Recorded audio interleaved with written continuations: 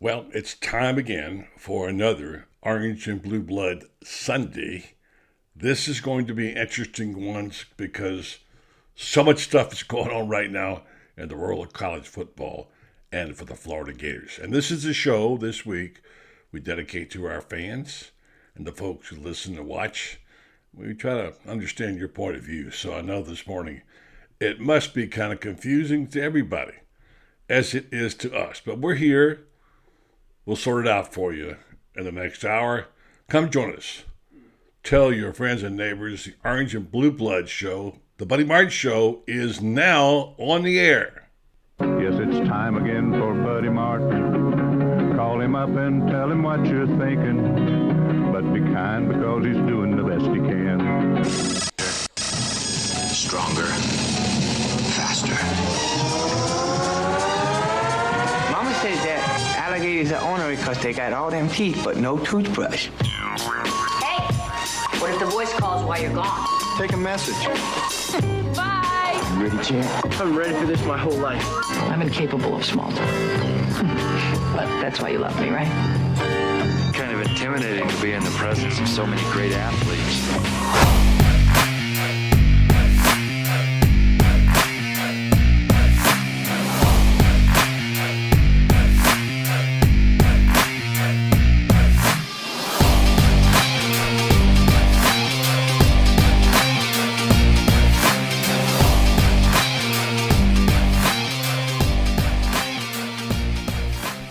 Good morning. Are you as confused as we are? Well, we're going to sort it out in this next hour because there's so many things going on in college football today.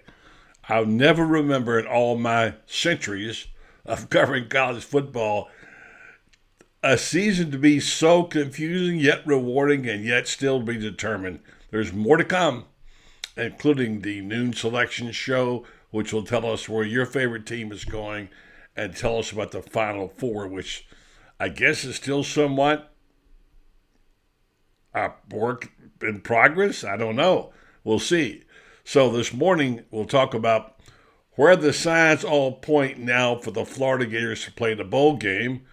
Will they or will they not have Ben Troop and Osiris Torrance and others? Don't know. We're going to talk about that. Who are the four teams that should go, and who in the world is worthy of the Heisman Trophy? Help me out. I got to decide today. And I'm confused. I got a bunch of names here. I'm telling you, this is difficult. So, all that stuff going on. We're proud to bring this program to you this morning. Titan MRI is the sponsor. Titan MRI, worth the short drive to Gainesville. No insurance, no problem. You can pay with cash or card. The same day scheduling available. You can start feeling better today. Titan MRI is North Central Florida's premier independent facility. Come see why hundreds of patients are visiting our Gainesville location from Ocala, Marion County, and the villages. That's TitanMRI.com. And we got the Orange and Blue room filled up this morning with the big guy, the star of this show, our good friend. I think he might not be in his car this morning. That would be a first in a while. Ben I got to get him a mobile studio somewhere. Brendan's got to help me. Get this guy a mobile studio. He's stationary somewhere. Good morning. What's up, buddy? Hey, look, I'm just trying to make sure that I'm not in a parking lot in random whatever part of Florida, Georgia I'm in. But look, I'm sporting my Florida Gator stuff today. Look at you. Got your colors. Yeah. Right there is where your light's the best, wherever it's coming in and out. But that looks good. You look handsome as always. Got that good-looking hat on. See, now it's going dark. I guess it's something to do with your reflection on your computer. Anyway. Oh, yeah. Yeah, you know how I be, buddy. When it come to technology, listen, as long as I can see Buddy Martin, man, we can man. We've been doing this a while now, and I really have enjoyed it. It's been fun. And we got a little ways to go here on this stuff. And Ben, help me out here this morning, okay? Here's a couple thoughts to start with. I know you folks out there, good morning to you. I see you lining up already to talk to the Troopster and myself here on Orange and Blue Blood Sunday. We kind of like this show. We might keep it going as a podcast because people seem to like it. I don't know if it'll always be on Sunday, but we'll see. So here's the deal. While we say good morning to Eric Newton and Dan Bond, Jared Keefe, and the gang out there joining us, Here's my dilemma. All right, first of all, here's a little news bulletin.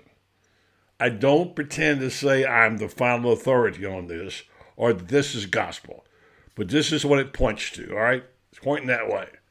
All right, so the signs point to Florida playing in the Las Vegas Bowl December the 17th. That was just released by Jerry Palm, who's usually pretty accurate with this stuff, and maybe that means they have their quarterback and their star offensive lineman, okay? And so in this next hour, you and I and Lauren Meadows will sort this out, but we got a noon selection show coming up here at ESPN. We're going to find this stuff out. I know to most people, they don't care about Florida except for us here, but we do. That's a nice bowl, by the way. That's a good-looking stand. Legion Stadium. I watched the game over the weekend, and wow. So all that, plus these things to talk about. College football today is like the Rubik's Cube, I said the other day. You remember that thing when it came out? It took me 6 months to figure it out.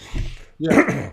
Got to figure out who's won, who's lost, who's in the finals, who's going to win the Heisman Trophy, whatever.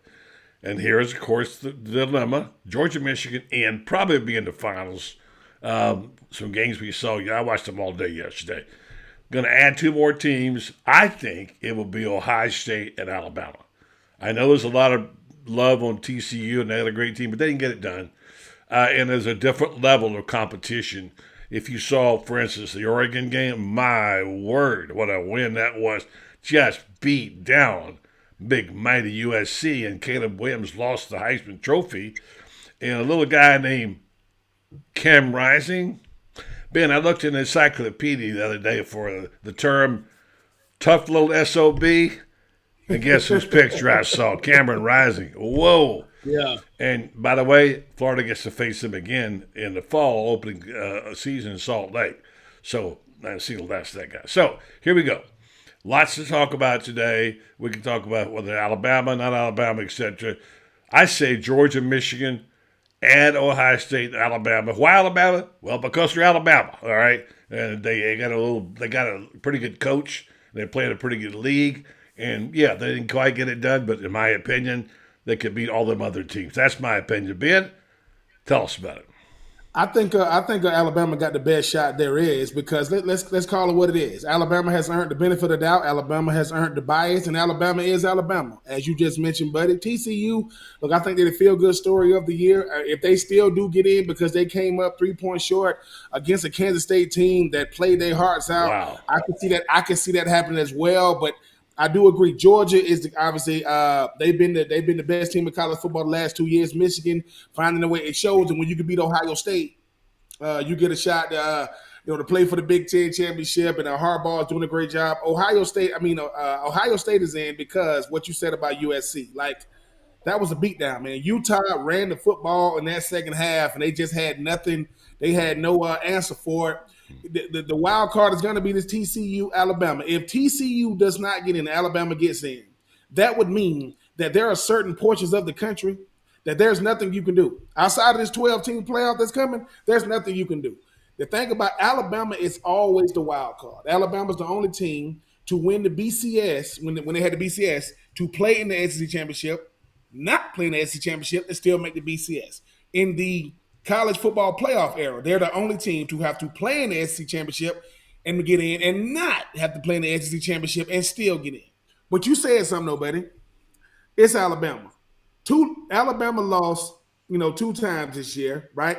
To LSU and Tennessee. Both of those games came down to the wire. Well, LSU just played Georgia for the SEC Championship game, and Tennessee's had the best team they've had in like the last 10 years. So I think that the thing about it is if Alabama does get in, the Alabama bias, the quote SEC bias is real. But here's the real question, buddy.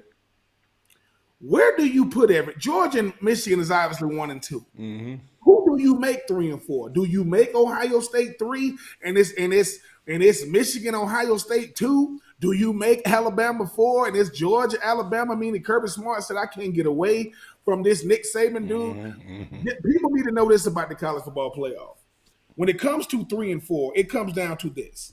Who do they deem worthy for the world to see? That's what it comes down to. I know people are gonna say, well, what about Cincinnati last year? Yeah, but that was a 2-year run they was on too. Ritter and Sauce Gardner, those guys had played Georgia the previous year in the Chick-fil-A in the Chick-fil-A Peach Bowl, and it came down to a field goal for them to win. So that was a 2-year run. I don't know if TCU was just a Johnny come lately, and they kind of got the same thing going over them as Clemson. Top to bottom, the Big 12, it just wasn't it this year. Oklahoma was down. Texas still ain't back. Oklahoma State, maybe the stakes is too high. So I don't know if TCU gets in. I wouldn't be surprised. But you're gonna have to prove to me that you're gonna keep Nick Saban out. I got to see it to believe it. Because is Tennessee worthy of getting in? Yes. Is Clemson worthy of getting in? Yes. Right? But I just think that the fact that Clemson got beat the way they got beat the last game of the year, against South Carolina, I just think that Tennessee without Hendon Hooker is not going to be much of a game. I think Bryce Young, Will Anderson, and all these Nick Saban. So like I say, but we already know who number 1 and number 2 is going to be. Yeah, but maybe even 3 with Ohio State. I think that, like some people say, just because Alabama lost 2 games don't mean they ain't one of the top 4 teams in the country. And just because TCU lost last night don't mean they were not one of the top 4. But, buddy, there are certain things I got to see it. Can they do it? Yes. Will they do it? yeah. I don't know, because they're probably saying if TCU went down to the wire against Kansas State, can they play against Ohio State? Can they play against Michigan? That's a good question. It's a very good question. But I think that sometimes, buddy, life just ain't fair. Yeah. And regardless of what we want to say about what Alabama isn't, there aren't too many teams in the country that's going to line up against them and beat them. Yeah. And if both teams that beat them went to the SEC championship game, and the other team just had Tennessee's had their best 2 teams in baseball and football in the last calendar year, and neither one of them, right? And neither one of them gonna get a chance to play for national championship. That's a good and point. Sometimes it's just unfair. But I do think the cards are dealt sometimes. That's how it comes out. Hey Ben, we'll see. Oh yeah, make great points. I want to say I read this today. It's not mine, but I agree with it. Look, we are SEC homers because we believe they're the best league. Okay, I mean, whatever. Bottom line is, I don't think I think you make cases for all these teams, but here is one I read today for Alabama. To me, it's Alabama. I mean, Alabama. At this point, was made the only college football contender to face a top 10 schedule. How about that? They face 5 ranked teams on the road. 4 of them in the top 10, going 3-2, undefeated the entire season, same with 2-point PAT in overtime, and a field goal the last second of the game. So a lot going on. Kansas Tide did so without his quarterback for basically for half the season, and we know right now. I would vote for him. He's still the best, but I can't vote for him because he didn't play all season. Because this is the Heisman Trophy is one of endurance. You have to be standing at the end, by the way. And there's one little guy standing right now you ain't gonna like, but I tell you right now, he's high up on my list, and I got to vote today. Anyway, so only 4 teams in the top 20 offense, defense, special teams, overall efficiency: Georgia, Michigan, Ohio State, and Alabama. And there it is. That's my final 4. I'm going with it. I mean, buddy, you're not wrong. Like I said, I mean, it's not a perfect science. When people ask what are they looking for when you talk about the Final 4, you're looking for resume first. What is your resume? Who did you play? Then we're looking for who are you? Like, what have you done? And it shouldn't be based off those things. But buddy, you know how it is. People get used to certain teams getting in. This TCU team, right, is the most intriguing team in 2022 because no one saw them doing this. No one saw them going undefeated. Coach no one saw them. I mean, that quarterback, I think he's definitely a Heisman Trophy finalist. But so is Caleb Williams, right? When you talk about impactful players, but what hurts a TCU is a Cincinnati. What hurts a TCU is when you put a team that had a great year and they get dominated in the college football playoff. When they say, now, Georgia's going to dominate most teams. Ohio State going to dominate most teams. The problem is that's who they have to play in the college football playoff. And I just think for TCU, if they come out with, if they blow out Kansas State yesterday, well, listen, man, Yeah. you're not putting it on the committee. You're making the committee's jobs easy. But when you lose, and they say, well, wait a minute, you finally play a team that has I think three losses. They beat you.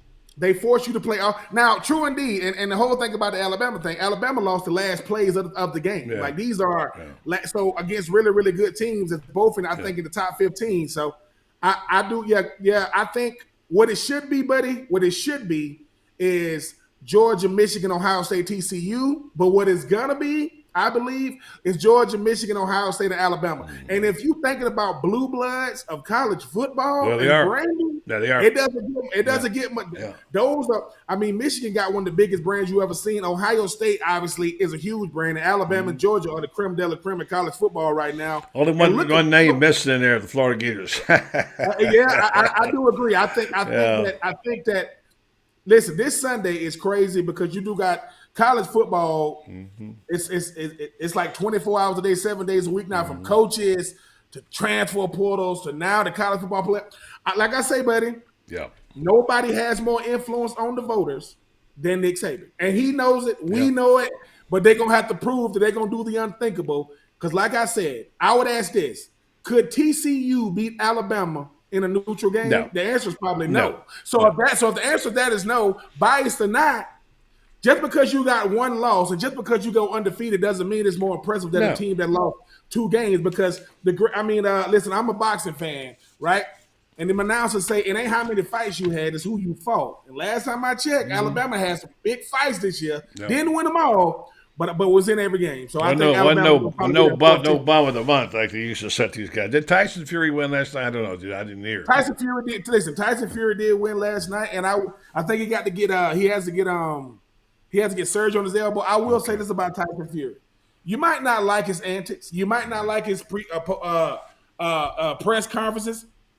Listen, I don't know if he's the greatest heavyweight of all time, because I think that distinction is, for maybe like a Muhammad Ali or a Mike Tyson or, Evander Holyfield. He's the most skillful. This dude is 6'8", and you cannot hit him, and he's undefeated. So I know that Tyson Fury, Deontay Wilder 3 is supposed to be coming. But Deontay, I love you, and I know you from Tuscaloosa. I know you the Bronze Bomber. I don't think you're gonna beat Tyson Fury, man. That man, to be that big and that long, Big he got and some good, for sure. Let me get a couple of points in here, and standing by in the Orange Blue Room in a minute, we'll have our partner, Lauren Meadows, the coach. Here's one I want to bring up. We'll talk about it. I think TCU's had a magical season. Sonny Dykes is a hell of a football coach.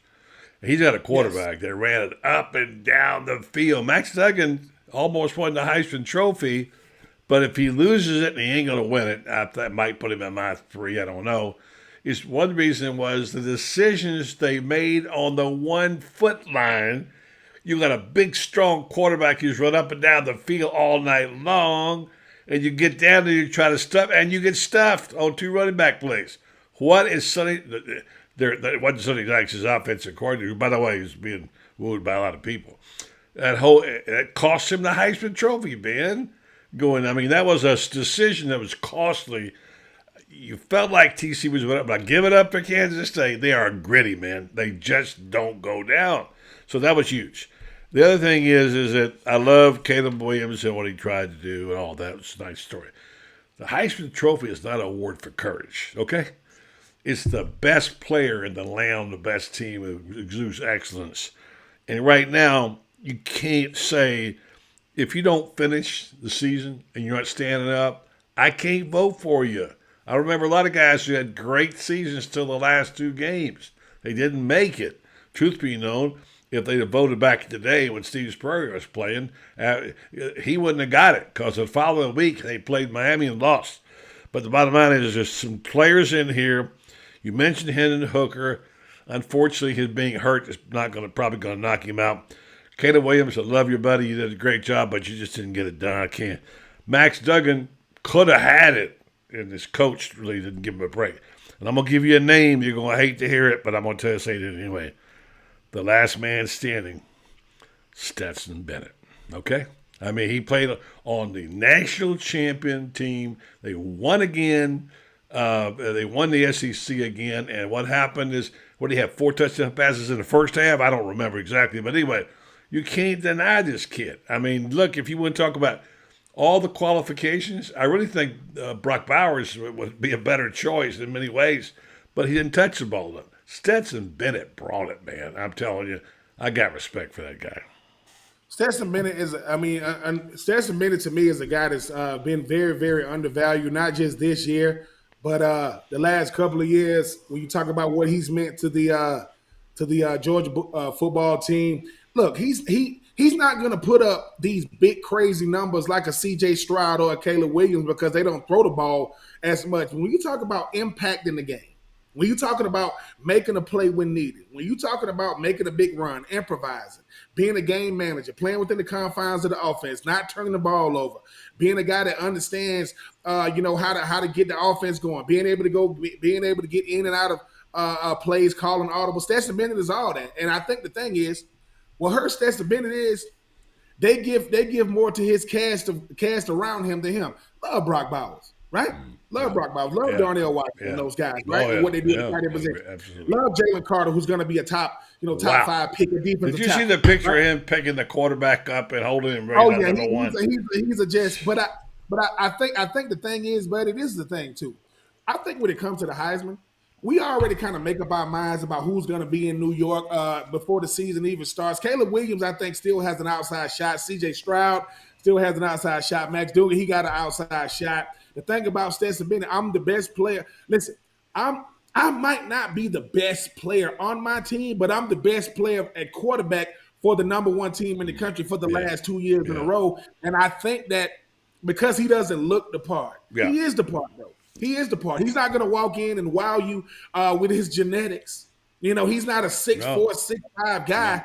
But you know how much pressure it is to go to the University of Georgia, be the starting quarterback, and go undefeated in the regular season 2 years in a row. Unbelievable. To then win the SEC, win the number 1 team in the country. So I think he meets all the requirements. I just think that it's that bias. Once again, buddy, if Anthony Richardson did what Stetson Bennett just did, he's the Heisman front runner. Period. If Bryce Young is undefeated, he's the back-to-back Heisman winner. Period. I don't get why, because he doesn't look the way you want to look, and he's not going to be a top prospect in this year's draft. You can't. It's supposed the Heisman supposed to go is a distinction given to the best player in college football. It's going to be hard for you to tell me that. Listen, better numbers don't make you a better player. Caleb Williams and C.J. Stroud and Hendon Hooker Will Levis might have better numbers, but they also watching a guy in Stetson Bennett who's saying, look, I've been here for 6 years. I'm the only guy in the room that don't got 4 and 5 stars attached to my name, but I'm also the defending national champion, just won the SEC, and now I'm trying to get back in this thing and win it again. I think he should be in New York. I don't think he would win it, buddy, but should he be a finalist? Absolutely, man. I think the same reason why they don't give it to a guy like Kyle Trask is the same reason why they won't give it to Stetson Bennett.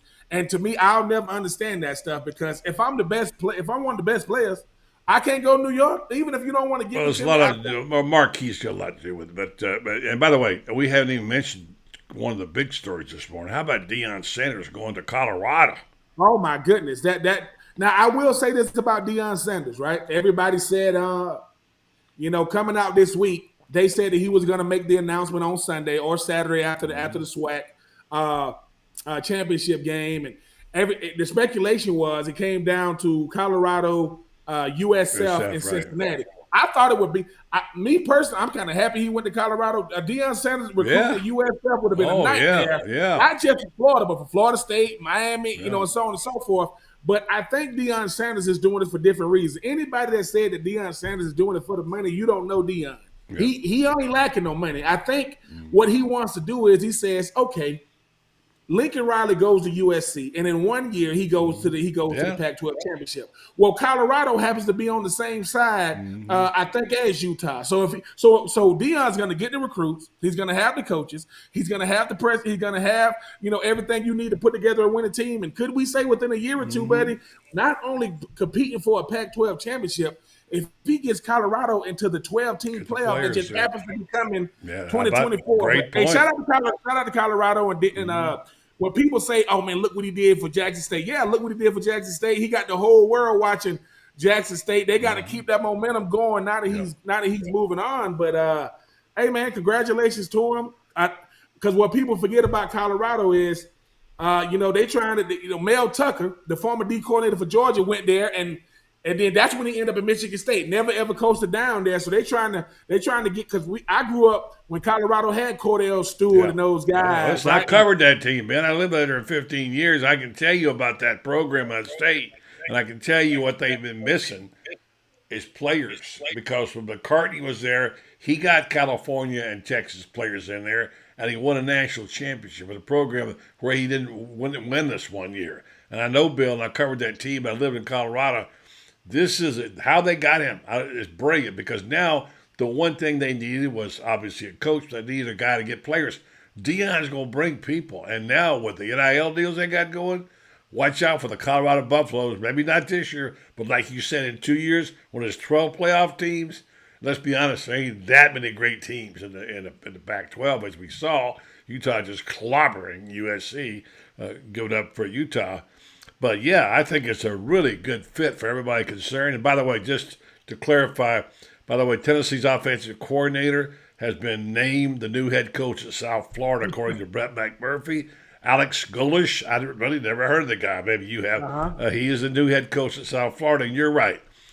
They dodged a bullet. If Deion had gone to Tampa, one more piece of the puzzle, because Billy Napier can't afford to have these guys taking bites out of the recruiting class in Florida, and Deion would have taken them. Yeah, I'm looking at Scott saying your Gators are down by 6, 2 to go in the game. Who is your quarterback, Grossman or Leak? Wow.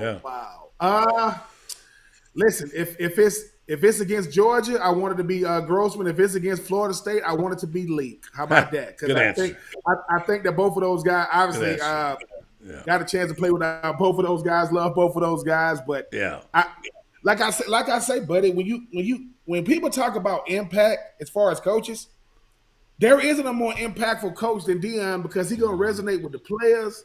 Yeah. He can go into anybody's home on any show. And because he's been in Jackson, Mississippi, and he's from the state of Florida, and he lived in the state of Texas, you see those breeding, and then he's gonna be able to recruit in California. And I'm pretty sure his son, the quarterback Shadur, I'm pretty sure he's going because he has one more year of eligibility. Hey man, watch out for them Buffaloes, man. They got a shot because, like you say, buddy, the Pac-12 is up for the taking. I know Lincoln Riley going recruit, and Utah is back-to-back Pac-12 champions, and you got Dan Lanning up there in Oregon. Hey. If Deion can come through and run the Pac-12 like he did the SWAC, look out, people, because 2024, listen, you better your teams better be one of those last teams in because 12 teams in 2024, hey man, Deion can look what's coming down the pike and he realized that the talent level in college football it's not as wide like it used to be, man. I know you want to have a top 5, top 10 recruiting class, but I bet you Utah ain't got no top 10 recruiting class. They just won the Pac-12. Right? Kansas State ain't got no top 10 recruiting class. They just won the Big 12. Exactly. So good point. It's just that I understand. To win national championships, probably got to have a top 5. You got to have some 5. That's a good point by Dan Bond. Championship, that's going to be different. There's a good point by Dan Bond right there, and you may laugh at it, but it's true. And now the deal is they're going to have marijuana dispensaries. Now they won't let. I'm sure the college football won't let them do it per se, but there's so much money in Colorado. There's in marijuana dispensaries, as we know, it's used for medical and others. It's huge, it's booming out there. My son Brendan has lived there off and on. He says, "Man, that place is going crazy." So, yeah, I mean it's big. So Ben, before we go to break and bring the coach in here, walking away from yesterday. What was the single most impressive thing you saw in all the games? Player or play? Let me give you mine while we're waiting. I think the goal line stand by Kansas State. Yes. That was really impressive. Man, the single most impressive thing I saw yesterday. Wow. You know what? I'm gonna stick with that Kansas State TCU game. Yeah. That was a fumble. That was a fumble. Yeah, I saw you posted that. That was a fumble against TCU. The ability for Kansas State to stay the course, because buddy, listen, you up by 11 in the fourth quarter. TCU comes back and they tie the game. You go into overtime, goal line. That is football to me. Most people say, hey, man, you up by 11. You got to protect that lead. TCU showed you why they went undefeated this year in the Big 12. But Kansas State, to overcome that fumble, keep playing, get a goal line stand, and win the game shows that it doesn't take away TCU's year. It just means that, hey, man, we need to start watching these conferences top to bottom because – and Lauren can say this, sometimes, man, when the refs, once again, are blowing calls – it's what it does to the morale of the team. Hey, man, that's a fumble. Keep playing. Go back out there. Yeah. And, so for me, I'm going to say that Kansas State goal line stand, but the ability to keep playing. All right, coming back, Lawrence going to give us his opinion. By the way, I have a different opinion of that, and we'll hear about it. Right now, let's go hear from Jeffrey Melton, who, by the way, is playing in the band these days.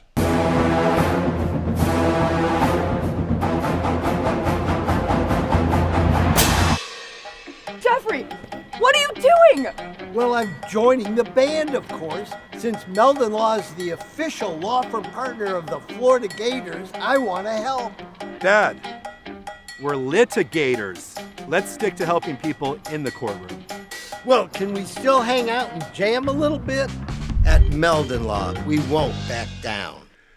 Meldon Law, Jeffrey's always around the music. Was a friend of many famous musicians, and of course, Meldon Law. Time now to bring in our other partner here on this program, the coach, Lauren Meadows. And Lauren, I'll start by saying I didn't think it was a fumble right out the bat. I said to my wife that his hand went far enough forward, and the announcer said, oh, no, it's a fumble, it's a fumble. They all agree with Ben.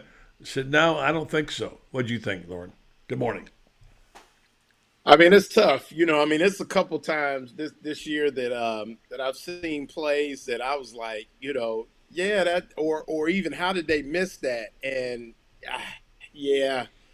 I think it was. It was close. I'm gonna leave it at that. I think that the way that the refereeing this year, the officiating has been. It's been iffy. I mean, you look at you go back and look at the picture of. They literally have a pylon cam for the Florida-Georgia game, and Jordan Travis clearly fumbles on the goal line, and they don't buzz down and review that. So I just think that there's been way too many. For us to have instant replay and not have definitive calls, it's just been. It's a matter of, but that one was really close. I mean, that one, obviously had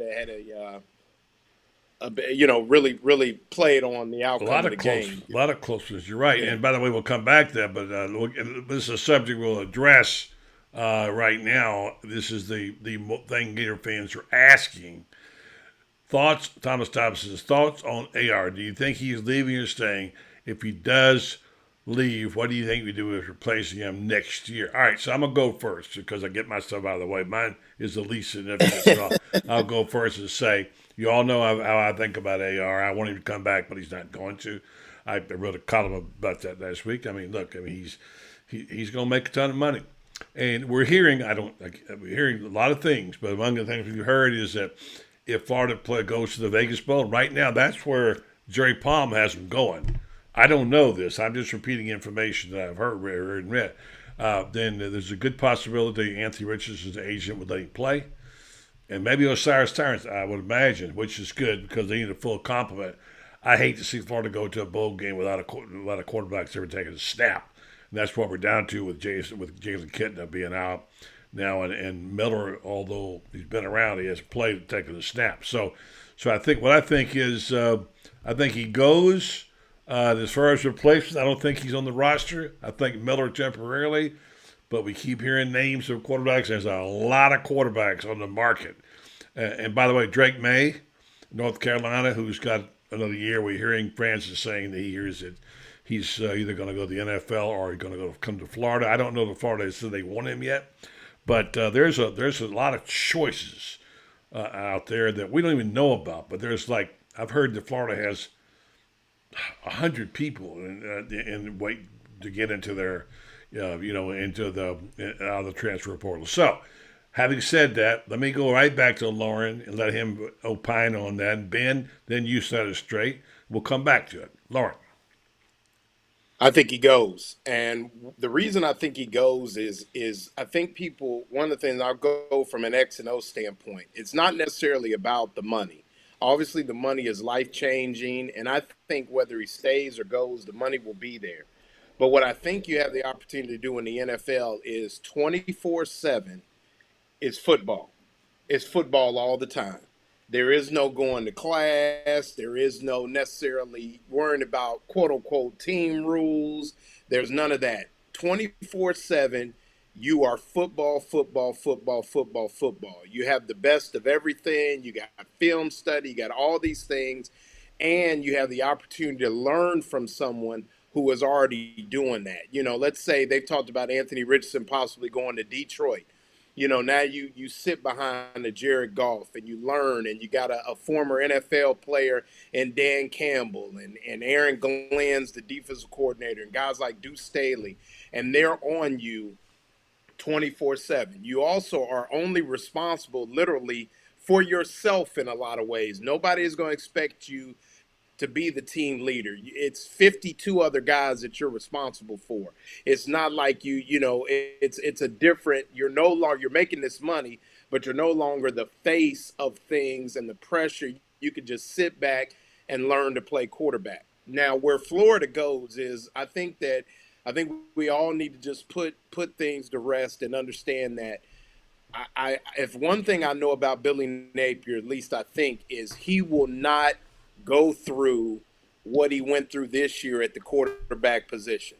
And what I mean by that, he is going to find somebody that will go out, play efficient football, be above 60% completion, cherish the football, and make good decisions with the football, because I think our running game is going to be so strong going into next year that with the play action game and those kind of things, he's going to want somebody, like Shane says, on a consistent basis, throw completions. If they find somebody that can do that on a consistent basis, and there'll be plenty of guys out there that will be efficient with the football, cherish the ball, not turn it over. And I think so. I know people want answers in December. You're not going to necessarily get the answer in December, but by April, when spring ball starts, or March usually, you're going to have that answer. And I think it's somebody that Florida will feel like they can hang their hat on. Maybe it is Jack Miller. Take a shot. Who's it going to be, Lauren? Take a shot. A lot of guys Lauren, come out take of a shot. Lauren, take on that role. Right. Take a shot. Yeah. Give me an answer. The quarterback in April, who's it going to be? Whoo! You got to have an answer. Spot. Don't waffle. Come on. I'm going to say, based on what I go, I'm going to take a shot. I'm going to say Sam Hartman. All right, Ben, what do you think of Lauren's comments, and who's your quarterback pick? Yeah, I was going to go with Sam Hartman as well. I've heard, me and BJ, my relative, the ACC specialist told me that he heard some rumblings from ACC, analysts saying that Sam Hartman really, really, really likes Florida as far as like boosting his resume, and they said they asked Sam, why would you want to come to play with Florida? He said, well, man, the SEC, man, like I see how much prestige it comes with, and it's what Lauren said. Look, when you got a guy like AR-15, you got a total different offense because of what he brings physically. You're going to call a lot of more runs because of who he is and what he is. But most quarterbacks who keep them out of harm's way, let them drop back, throw it. Drop back, throw it, hand it off to Montreal, hand it off to Etienne, get on out the way. The thing about Florida is, yes, I'm biased when I say this, but they are better than their 6-6 record. I know that's what they are because that's what the record says. But they were in every game, right? They were in every single game, right? So they're going to go back and say, okay, the one thing that AR-15 or Anthony Richardson did, he was top 5 last year in play action passes. He's the top 5 in the country. That's what a guy first year in the offense that got a big arm, but let's face it, we watched the game to see Anthony Richardson tuck that thing and run. You are going to see him show off them wheels. You get a guy like Hartman or I do agree with this, or Jack Miller. The offense is not going to look the same way in 2023 it did in 2022.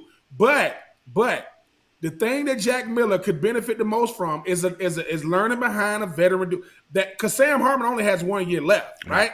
You saw what he's done for Wake Forest 2 years ago. Him and Kenny Pickett going head to head in the ACC championship. How did it work out for Kenny Pickett? He made $1 gazillion in the top quarterback. And the whole thing about the Anthony Richardson thing, this is what people need to understand. Anthony Richardson has done it. Most players are not getting drafted, whether they play quarterback or not, even at Florida. The last quarterback to get drafted at Florida in the second round was Kyle Trask. Felipe Franks had to go to Arkansas. He plays tight end now. He's a backup to Kyle Pitts, the guy he used to throw to. So, yes, Anthony Richardson is going to be gone. I do think he's going to play in the bowl game because I think what he's going to do is to say, hey, I don't want my lasting impression to be 9 for 22. I don't want that to be that. I want to be more, 25 or 27 or something like that. And that's regardless if he wins the game or loses the game. You want him to win, but you want him to look good in his performance. So that's going to be the benefit of, and nothing's going to boost Anthony Richardson's resume more than being a potential first-round pick and playing in the bowl game. Because which we know now, we got guys opting out that might be third, fourth rounders, right? Anthony Richardson is going to be a top 60 pick. Period. He's going to go in the first or the second round. No, he'll be more top first than 60, second. yeah. But what I'm saying is, what's going to benefit from it is, yes, I know he's cleared out his locker and different things. I see him, and once again, if it's in Vegas, obviously in the dome, you're going to be able to get a lot of fanfare. Anthony Richardson knows I want y'all lasting impression as me going out with a win with a big performance. That's only good because you do that with what he's going to do at the combine and his measurables. Oh my God, He's in the best possible position. He's gone though.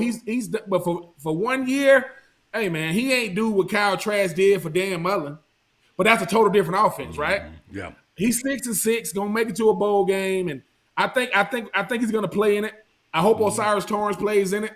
Yeah. But at the same time, Buddy and Lauren, Anthony Richardson has done it. He's the starting quarterback at the University of Florida. I was recently at a speaking engagement, and I told people the only reason why Anthony Richardson is not the most famous quarterback in Florida is because Tom Brady plays for Tampa. People say, you think he's more famous than Trevor? And they say, you think he's more famous than Trevor Lawrence? Yeah. You think he's more famous than Tua? Yeah. Yes. He is a starting quarterback for Florida. He's from Gainesville. He wears number 15. So he don't buckle under pressure, but hey, man, we going to miss him, but I will say this. If Anthony Richardson came back, that's another year that we don't know how the offense is going to look moving forward. The offense ain't going to look like that, man. You don't got guys. That's a 1 in a million type player athletically, but hey, man, he's Jack. But I do agree. We got that transfer portal. What Florida does, they get their pick of the litter. Because there's a young man by the name of Jamie Newman. You know why you don't remember him? Yeah, because he was supposed to go to Georgia. Yeah. He didn't play for Georgia. No. And you've never heard from him since. Yeah. You don't come to SEC schools and tell Kirby Smart, I ain't going to play for you. That's the worst you can do for your resume. So Sam Hartman and whoever else we going after, trust me, they waiting for 3.52, 8.46, 4.683 to pop up because they won't,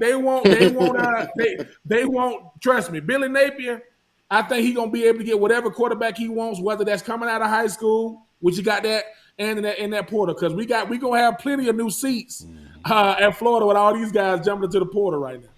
Good point. Someone mentioned Brandon Jackson about the defense. We all know that is the issue. Quick comment on the defense, and then maybe you guys can tell me what they need to fix. I noticed in the last game against Florida State, and by the way, the quarterback of Florida State was crazy legs. I mean, he was unbelievable, Travis. But I didn't see the speed I thought was there. Like, for instance, I saw play Utah. I saw Diabate make a sack. I thought that's the speed Florida needed last year. They couldn't they could not get to the ball carrier or receiver sometime, especially in the linebacker position when you're hurt. Bencho Miller gave all he had, but sometimes he just didn't have the speed or the gas to get there. What are the number one needs they have in terms of players' positions? And if you have a name, throw it in there. Lauren, you first, and Ben, you next. So I'll go out on a limb. I don't know. It's funny is I'm sure there's names out there. The one thing I can say about the defense is I think that you will see a totally remade defense. And like I said, I'd have to comb through and see who's in the portal. I haven't heard a lot of defensive names yet, No. but I think the one thing Billy Napier is going to do is go out and get some grown men up front. I mean that is, the SEC is a trenches game, and the some of the issues I think is, yeah, we were limited at times, but Ben, you know how it is. Sometimes when you can make those linebackers run the hump, is what we call it, when you zone block and different things like that. It no matter how good the linebackers are, if they have to run the hump, then it hurts them, and that's the way, a guy like Diabate. I was telling somebody Friday night, I was watching a game, texting back, and I said I forgot how fast he was, but the issue is he was able to play downhill, and when you could play downhill, you could just play so much faster, and they have some, there's some things in play at places like Utah and Georgia, where those D linemen can just eat up those blocks and allow those linebackers to play downhill. So I think in terms of the defense, I think what you'll see next year, I would say we'll probably have anywhere between 12 to 15 new defensive players, guys that have played meaningful snaps at other schools. And I really think we'll have a new defensive team that's kind of made over. You won't see a lot of the same guys, and I think a lot of the difference will be in that front, 3 to 4 that Florida likes to play. Where we can actually push the pocket a little bit on passing downs, and then suck up some blocks on rundowns. Ben, I mentioned Travis Hunter. He's going with Dion. He's a top flight player in the 5-star who be on from Palm Beach. Right now, the ticket to go to Jackson. No way he stays there. He's got to go with Dion, don't you think? Did I lose you, Ben? Lauren, can you hear me? Yeah, I can hear you. Lauren, my fault. My fault. I was muted. I'm sorry. Okay. I mean, I said he might. Jackson State ain't Colorado, man. You talking about a total different. You're talking about a total different monster. I mean, he's going to give it consideration, but once again, if I'm Billy Napier, I'm just saying to myself, okay, what do we lack? We lack push in the middle. Love Javon Dexter and Big Dez, but you got to have push in the middle, and you got to decide what type of D tackles you got. Do you got guys that are going to take up blockers, or you got guys that are going to push the pocket? They can't be the same type guys. I mean, hard to compare them, or you get an every down guy like a Jalen Carter. Now, I know it's hard to compare people to him because Jalen Carter is like a Jordan Davis that can move. This boy can move. Monster. Right? But at the same time, he takes over games. You can't run the ball at him. Right, and if you hold the ball too long, he's gonna disrupt. He can disrupt your throwing motion and your throwing lanes. Florida needs to be aggressive at the linebacker position and at the D line and at the D line position, particularly at D tackle, because I don't care how good you got guys on the outside. If you don't got guys in the middle, it's gonna make life rough for them outside guys. I mean, you go back to 2 years ago with Georgia.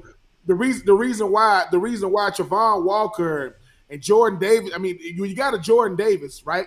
That's disrupting everything. Nakobe Dean hit everything that moved because I'm running free. Because I had a guy, and people that think, well, Jordan Davis sacrificed sacks. He was also a first-team All-American in the first-round pick. So I'm telling you, when it comes to that interior push, thank Utah. Utah got the biggest D tackles, and all they do is take up blocks. That's all they there to do. Listen, I'm gonna take up that center and them two guards. I'm gonna give one-on-ones to my guys on the outside. I got linebackers that can run, and what? Because the new age thing now with these quarterbacks, you better have linebackers that can spy them.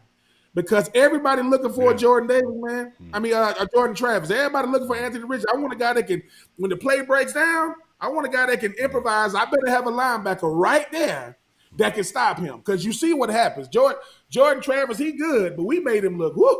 I mean, he was out there looking. Houdini. Exactly. Houdini. So I think that the D and the great thing about the D tackle position, you got a bunch of guys in the portal coming from Ole Miss, Mississippi State, Texas A&M, Alabama, Georgia, that's ready to play right now. Because if I always say this, The best DBs in the country got one thing in common: a good D line. Every last one, because the quarterback got to make quicker decisions. Get some interior D linemen. Make sure you get more linebackers. Because I think I know we're gonna be missing some guys, but we got some guys in the secondary that's here as well as coming in. I think we're gonna be good with Patrick Tony and those guys back there. Get you some linebackers, get you some interior D linemen, and like I said, listen. When Kevin Thomas, who I'm on the show with, says this, he says, when you go to a place like Colorado, they have to recruit you. When you're trying to come to a place like Florida, they just ask you, hey, man, you want to come down here? And that's the difference. You want to come to Florida or not. So Princely and those guys, you give them some help in the middle. I think they're going to be really, really good, man. Because like I said, we were in every game. 6-6 is very disappointing. But you didn't get blown out in no game. And every time you lost to either you lost to the number one team in the country or mobile quarterbacks, right? Had a bad game against Kentucky, right? Cam Rising, who just won the freaking Pac-12, neutralized him. Hendon Hooker, mobile, right? Yeah. Stetson Bennett, number one team in the country. You talk about Daniels at LSU, right? What do you know? You talk about Jordan Travis, mobile quarterbacks. Got to find a way to get some linebackers, man, that can mirror them, get some D linemen that can get some push, take up blockers, and Patrick Tony's life will be much easier because now you're getting out the field on third down and hopefully creating turnovers, giving more opportunities to the offense. Lauren. Yeah, I mean, I think it's the same thing like Ben said. At this point, I think guys like, when Burr Sherrill and those guys sit down with Billy Napier, they're going to, it's going to be like a draft board, and they're going to see who's available. And then, like I said, it's almost like a priorities. When you list your draft needs, I would say that, D-line would be number one, linebacker would be number two, and, right behind that would be quarterback would be number three. And then, like I saw Jeremiah say, possibly, getting a compliment to Jason Marshall, maybe on the outside, somebody that's played, a lot of football. Like I know LSU, brought in a guy from Oklahoma State that has started 47 games at Oklahoma State, played some meaningful football.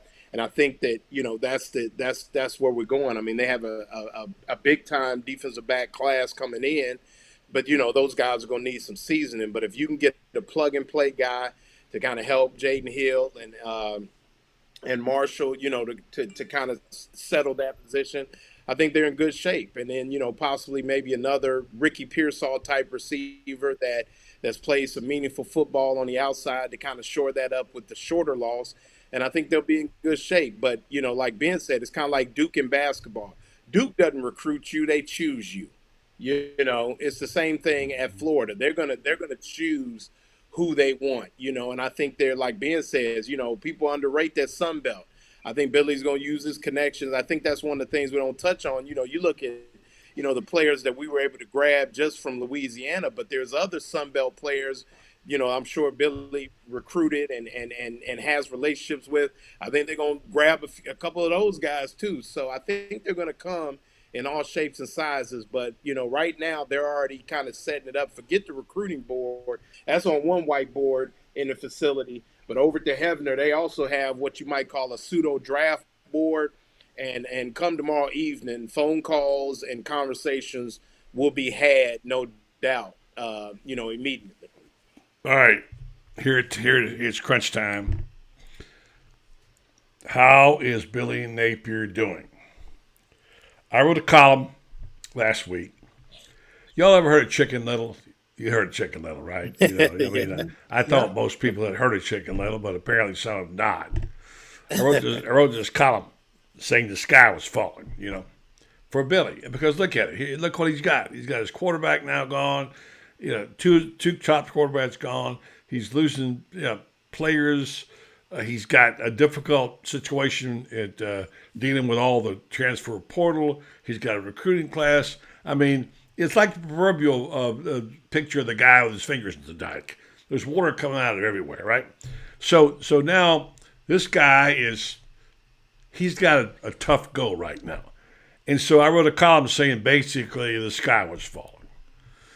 Well, if you know, that prophecy never came through with Chicken Littles. But my point was the difficulty with which he's dealing with at this point in time. I'm speaking for myself here, and you guys, I think he's absolutely the right guy. I really like Billy Napier, but he's got to produce. He can't go 6-6 next year. He's got to do it. He knows that. He makes $7.5 million a year and has another 7.5 as support staff, and they got a $100 million facility and all that because he was picked to run this program. Absolutely got the right guy. So let me just say, both of you, if you would, sum up in no longer than a minute and a half, where you think Billy Napier is right now, how he did his first year, where he's going, and what's ahead for this program. Ben, you go first.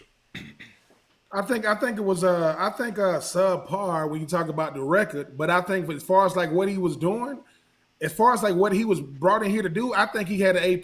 I mean, the first thing he had to do was get recruiting. Where we were in 2022 to where he was able to do that short period of time was incredible, right? You're putting in a new system. Yes, you can't lose to Vanderbilt. I get that part. Yes, you're going to lose to Georgia. Yes, you're probably going to lose to LSU. Tennessee was a toss-up, had a bad game against Kentucky, and you lost to Florida State. Do I see you beating Vanderbilt moving forward? Yes. You beat the South Carolina team this year that beat the brakes off of Tennessee. Tennessee had one of their best teams in the last 10 years. That's who you lost to. Vanderbilt was just one of those games. You get Kentucky on the road, you get Vanderbilt at home, you add Arkansas, you add Charlotte and McNeese State. I think that Billy Napier is the guy for the job because he understands that what Dan Mullen did not do, not to take a jab at him, that's what he specializes in. I'm going to get these guys in here. I'm going to get the guys in here to get it done. I get it. 6-6 is never the barometer. I get that part too. And he's not. I think he showed a lot the same way he had the same way we talk about Lauren Anthony Richardson having to grow up in front of the media. So did Billy Napier. He had to get away from that coach talk, man. We need to know what you're going to do, and he did it. The last game against Florida State, when he's sitting there slapping that table, saying, "Man, y'all, I know we didn't get the W, but think about it. We were down every receiver we could have. Our quarterback completed 9 passes." And most of those went to Pearsall. The other 2 went to Xanders, right? And freaking Odom. And we lost by a touchdown. Like what? That's progress. So yes, a 6-6 isn't there. I get that part. He knows Florida expectations are also national expectations. What we expect to do in Florida, the world expects us to do too. They don't expect us to go no 6-6. Florida State and Miami don't expect Florida to go no 6-6. But that's what we are. We ain't making no excuses. But I know he's the guy for the job because, like I said, I saw what he did at the Sun Belt.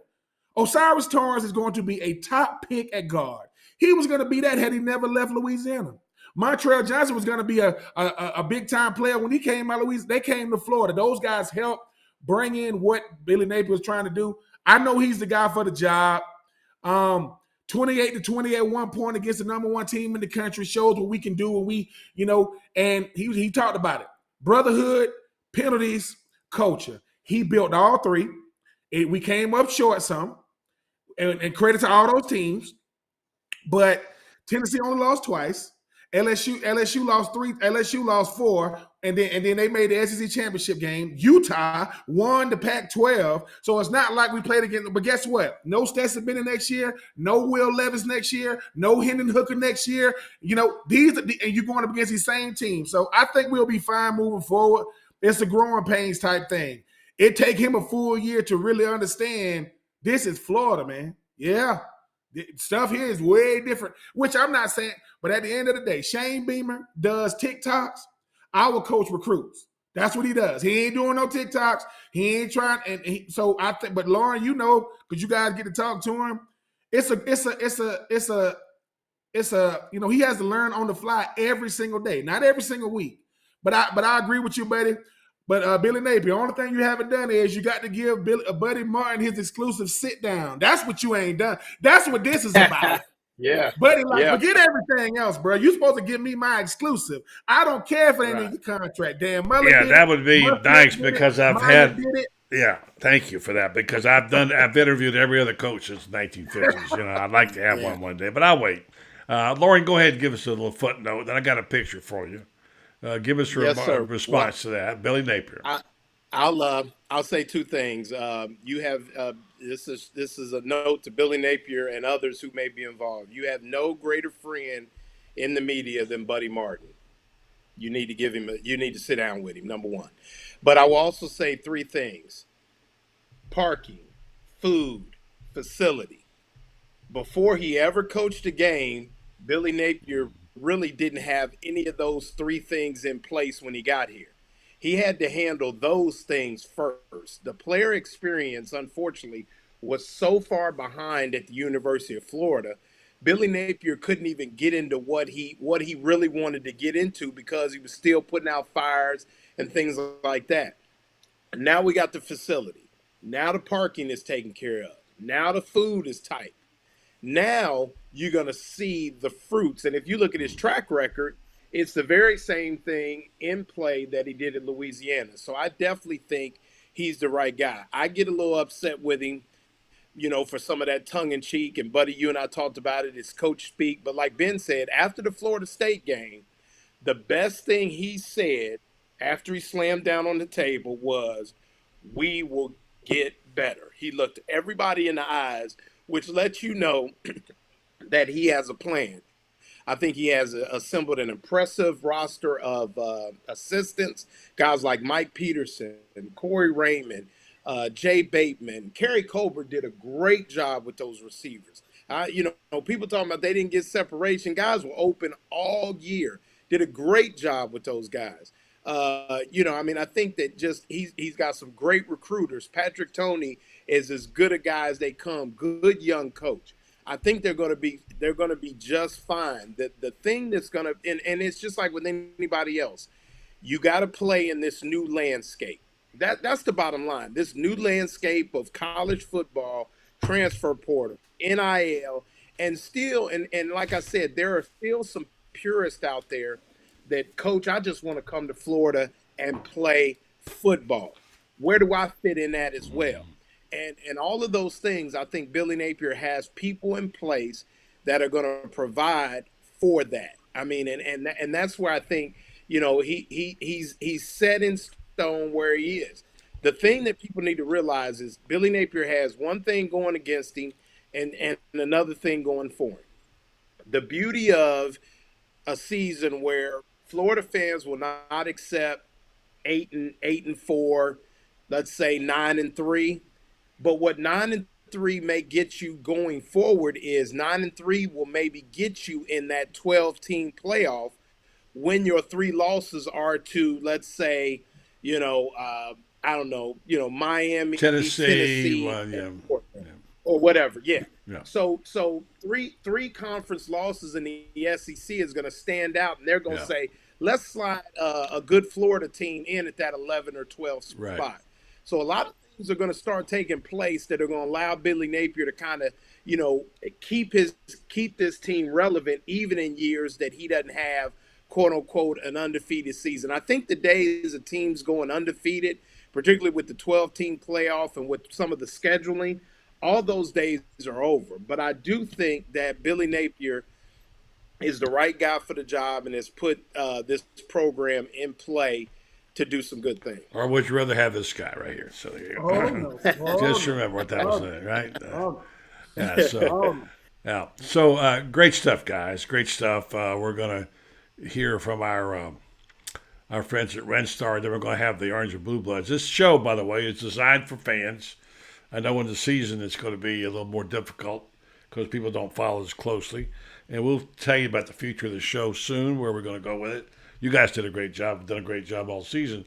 We'll continue on to the bowl season and see where it goes. But I want to thank our sponsors, Titan MRI.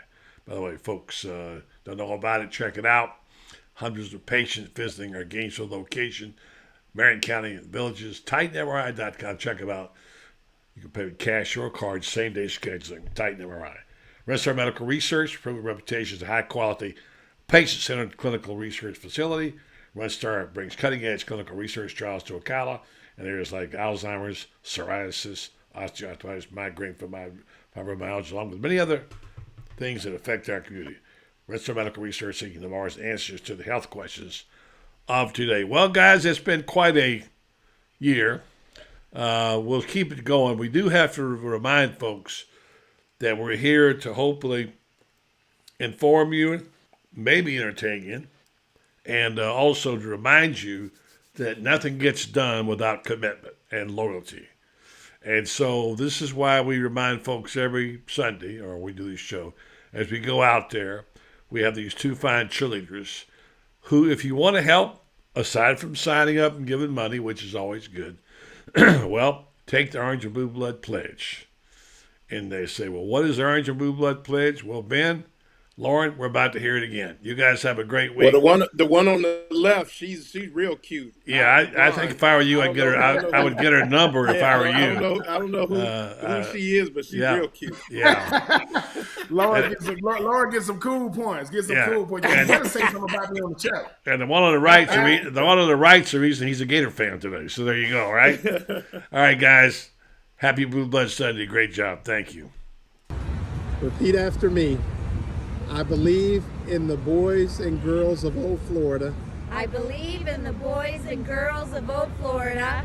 In all kinds of weather. In all kinds of weather. And I won't back down. And I won't back down. Chomp.